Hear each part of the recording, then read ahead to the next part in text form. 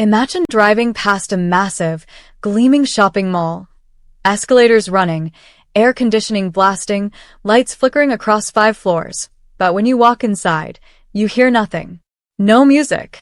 No chatter.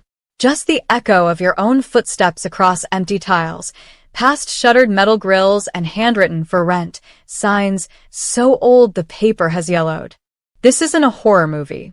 This is real. And it's happening across Malaysia right now. But wait, before we go any further, please subscribe so you never miss content like this. Comment "I subscribe" below, and I will personally welcome you to our community. With that said, let's get into it. Malaysia has one of the highest shopping mall densities on the planet. In the Klang Valley alone, there are over 160 malls competing for the same shoppers.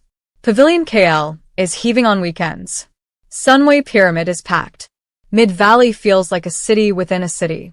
But drive just 10 minutes in any direction, and you'll find a completely different story. Malls so empty that security guards outnumber shoppers. Malls where a single Mamek stall and a phone repair kiosk are the only tenants left on an entire floor. Malls that cost hundreds of millions of ringgit to build, and are now worth almost nothing. So what went wrong?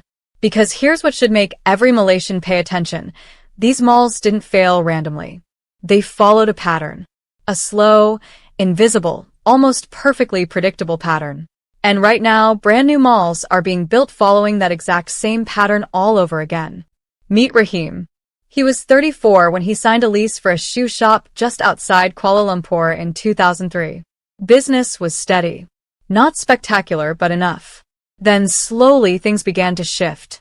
A newer mall opened 2 kilometers away. Then another. The anchor hypermarket threatened to leave. Other tenants quietly disappeared. By 2015, his floor was 40% empty.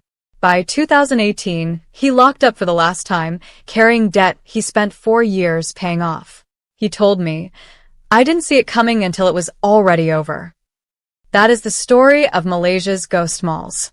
Not a sudden collapse. A slow bleed.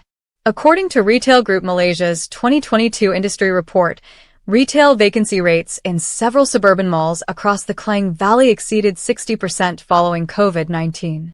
But here's the critical detail. Many of these malls were already struggling before the pandemic. COVID didn't kill them. It just finished the job. Now here's the part nobody wants to talk about, because the easy answer is that e-commerce killed them all. Shopee, Lazada, TikTok Shop. And yes, online retail in Malaysia grew over 30% in 2020 alone. That permanently changed consumer behavior. But online shopping is not the primary killer. The real culprit is far more uncomfortable. It's oversupply, fueled by developers who never actually needed these malls to succeed as retail destinations. Here's how it works. In Malaysia, land zoned for commercial retail commands dramatically higher prices than residential or industrial land. So for certain developers, building a mall isn't primarily about retail revenue. It's about rezoning land, inflating surrounding property values, and securing financing based on gross development value. The mall can be half empty, and the developer still wins.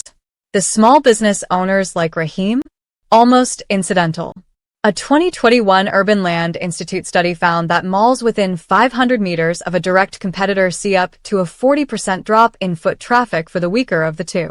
Yet in Malaysia, we have corridors with 4 or 5 malls within a single square kilometer, all chasing the same catchment population. This was never a recipe for success. It was a recipe for ghost towns. Now meet Siti. 26 years old, fresh out of university. She signed a lease for a bubble tea stall in a struggling Shah Alam mall in 2019. The rent was cheap, suspiciously cheap. For a few months, she turned a small profit. Then the anchor department store announced it was closing. 40% of remaining tenants left within 6 months. Foot traffic collapsed. Siti was paying rent on a shop that saw maybe 30 customers on a good day. She nearly lost everything. But Siti did something most people don't. She started studying which malls were actually surviving, and what she found changed everything.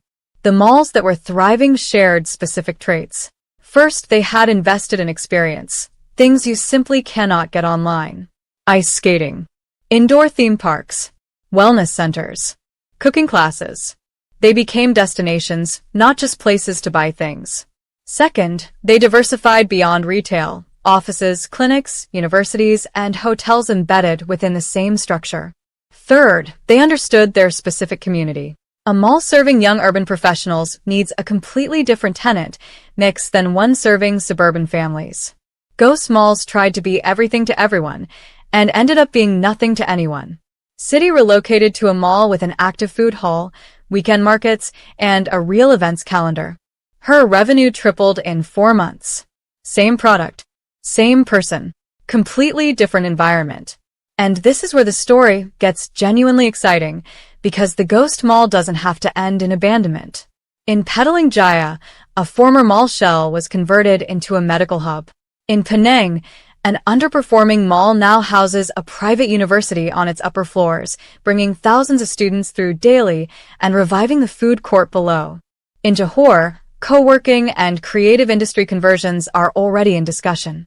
Globally, the movement is even more advanced. Former department store anchors converted into e-commerce warehouses, vertical urban farms, community centers, and affordable housing. The architecture of a mall, massive floor plates, high ceilings, central air handling, actually makes these buildings remarkably adaptable. The problem was never the structure. The problem is the mindset of the people who own them. The ghost mall is not just a real estate story. It's a story about what happens when growth becomes detached from genuine need. When development serves financial models instead of communities. When we build for a bank's valuation report rather than for the human beings who are supposed to actually live there. Rahim lost his shop. Siti almost lost hers, but she adapted because she was paying attention. The question for every ghost mall in Malaysia is the same one. Are the owners paying attention? Are the policymakers ready to demand better? And are communities willing to reimagine what these spaces could become? If a ghost mall in your neighborhood was converted into a co-working space, a neighborhood clinic, a food market, and a community hall, would you go? Would it bring your area back to life? Or do you think the mall era is simply over and we should stop trying to save them? Drop your honest answer in the comments. I read every single one. If this video opened your eyes to something you'd never considered before, share it with someone who lives near a struggling mall. You might just start a conversation that matters. And if you haven't subscribed yet, hit that button now. Every week, we go deep on the economic and social forces reshaping our world. Stories you feel, not just facts you forget. I'll see you in the next one.